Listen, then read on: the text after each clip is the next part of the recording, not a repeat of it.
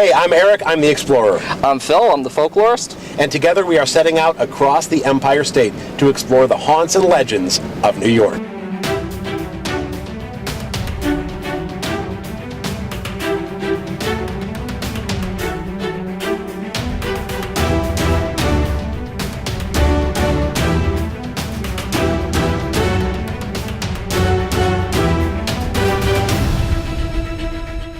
Tucked away on a quiet corner in downtown Herkimer is the historic Four Corners. Today, traffic on Main Street ambles past the tenants of the Four Corners, the county's courthouse, historic society, and stately church. But the Four Corners carry a haunted secret past. Two of the most infamous murders in early America occurred near here, and the trials scandalized the community. Many who hang around the Four Corners after the business day is done say the ghost of the bygone era still haunt Herkimer. Well, Phil, here we are in downtown Herkimer, a intersection known as the historic Four Corners. I don't know too much about this area, but I know you do. Oh yes, I've spent a lot of time here, and there's just so much history between the Herkimer Courthouse, the Herkimer Jail, the Fort Herkimer Church, and of course the Suter Building. Now, this section actually plays an important role in a number of things, including some very sensational murder cases that have long since been forgotten. Let's go in and take a look.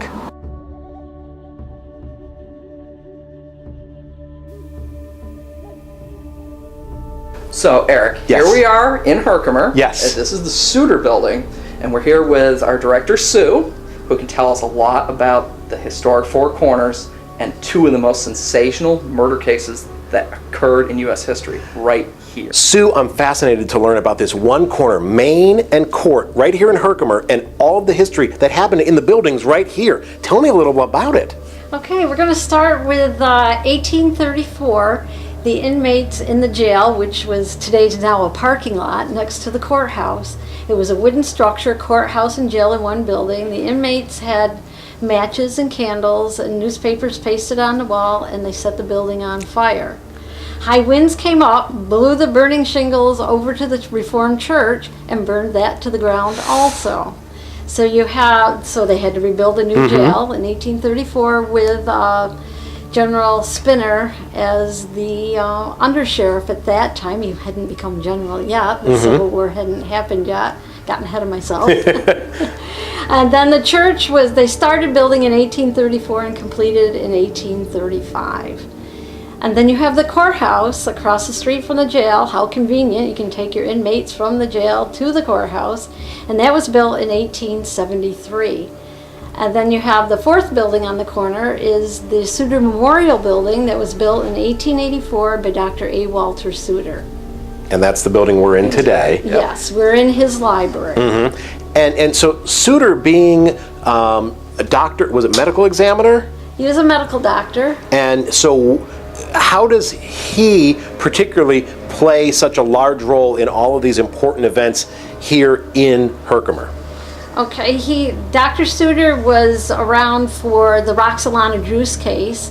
He got to examine her husband's body after the murder. Well, now, Phil, you've told me a little bit about this, but I don't know much. So Okay. give me the Dateline NBC version of what that was. Okay, in 1884, Roxalana Druce, one morning for breakfast, instead of serving breakfast, she pulled out a revolver and shot her husband. She had a son, George, a daughter, Mary, and a nephew, Frank, and they all were asked to participate in the murder. After she shot him, he wasn't dead. So she asked one of the boys to go out to the barn to get an axe. And so they proceeded to chop his body up, chopped his head off, chopped up the rest of his body into smaller pieces, and threw him into the parlor stove. What did this man do to his family to drive them to that? He was very abusive, verbally. I don't know if he was physically abusive. I don't know. They had as you can see, they had a very volatile relationship. And so we don't know if she temporarily went insane or she just decided, that's it, I've had it, I'm going to do him in.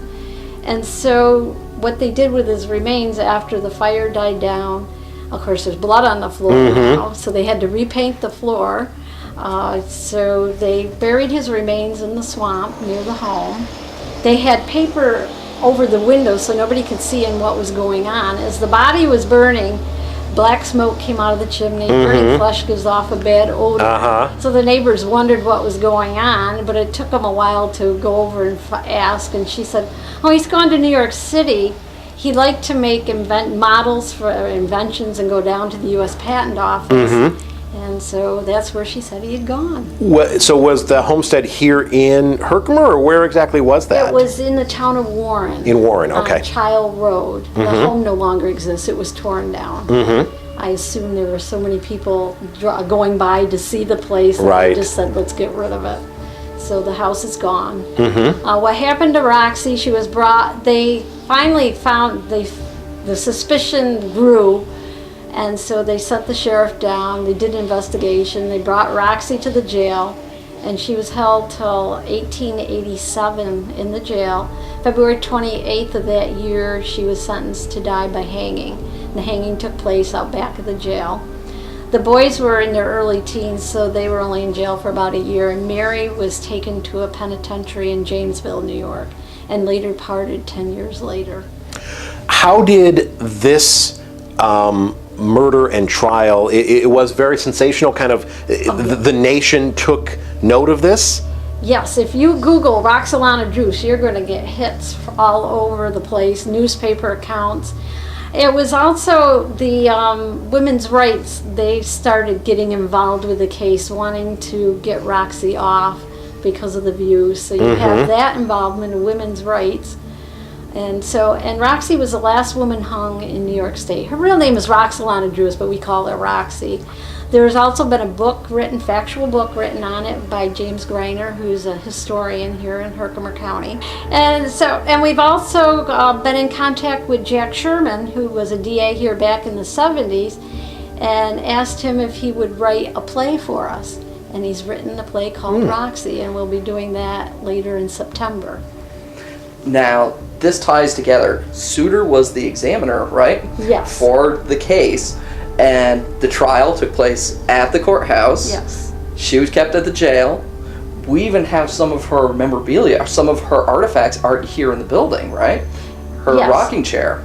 We have the rocking chairs upstairs here in the museum. We also have her bonnet. We have the rope, a piece of rope from the hanging, and the last letter she wrote to the jailer's, I think it was the jailer's wife. We have that in our collection. Now, the sensationalism with the historic Four Corners doesn't end with Roxy, because then we have Chester, right? Oh yes, Chester. I call him Cheater Chester.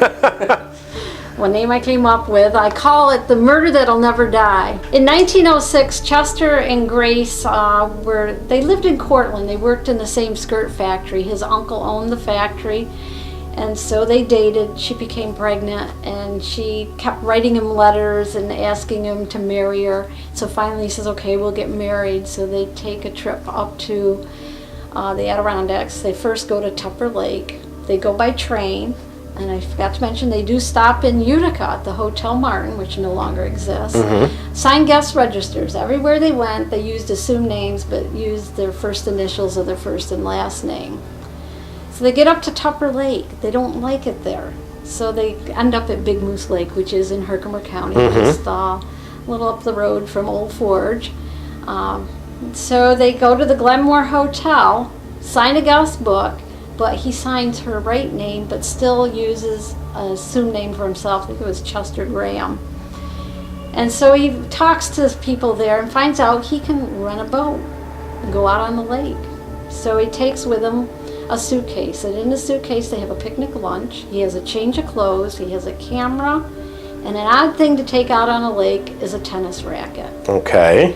And so what they think happened after they had their picnic lunch and they get back in the boat, and then now they're in a quiet part of the bay, he hits her in the head with the tennis racket, tosses her into the lake, and leaves her there. And he always said that he didn't do it. He said that she was despondent about being pregnant and not married, that she jumped into the lake. But he didn't try to save her. He went ashore, turned the boat upside down, pushed it back out onto the lake, and went off into the woods with his suitcase and tennis racket and buries the racket by a tree. It's got leaves over the top of it, and so it's buried. And then he takes off 7 miles through the woods, ends up at Arrowhead Lodge.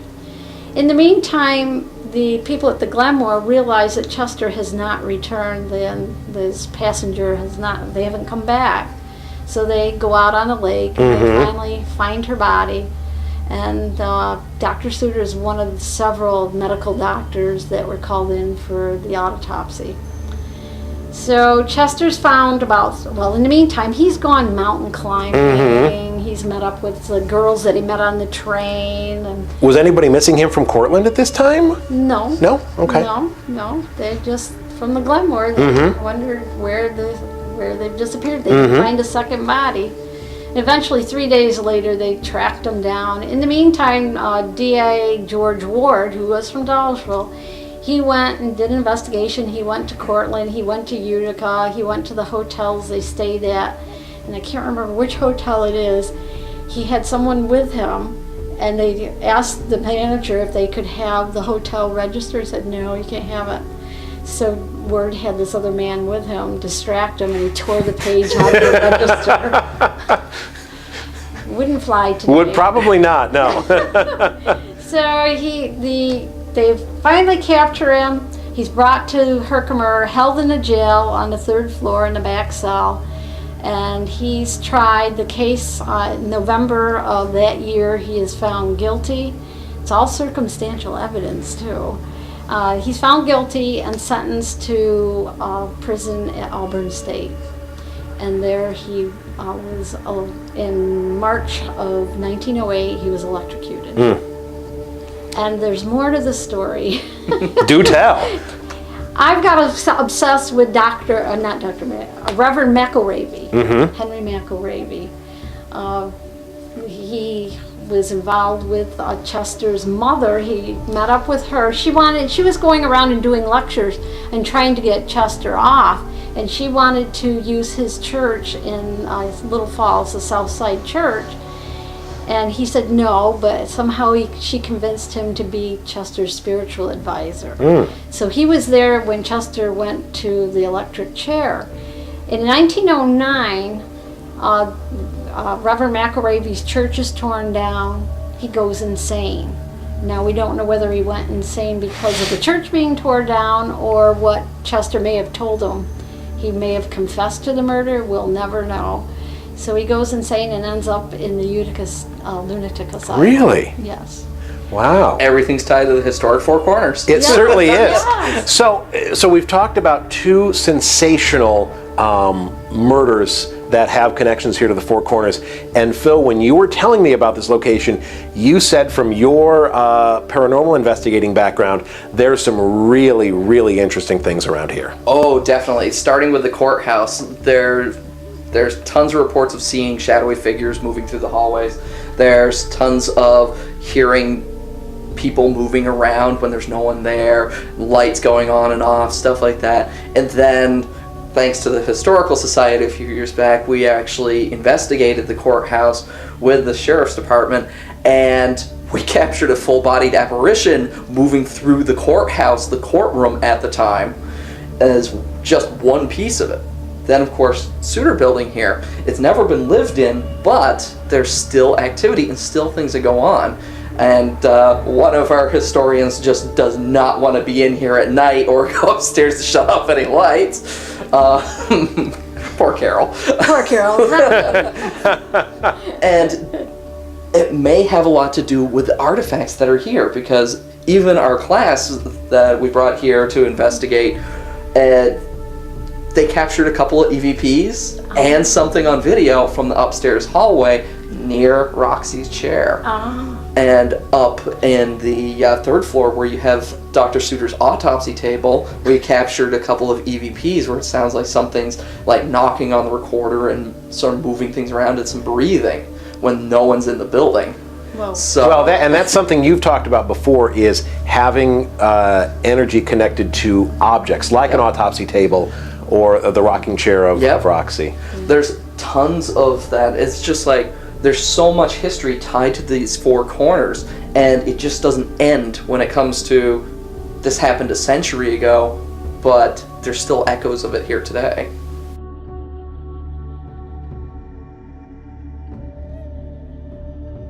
Two murder trials of the century right here at the Herkimer Historic Four Corners. Everybody thinks of Lizzie Borden, but they don't think about Roxalana Drews or Chester Gillette and how much that these historic buildings actually play into these cases. Everything is centered right here in this intersection.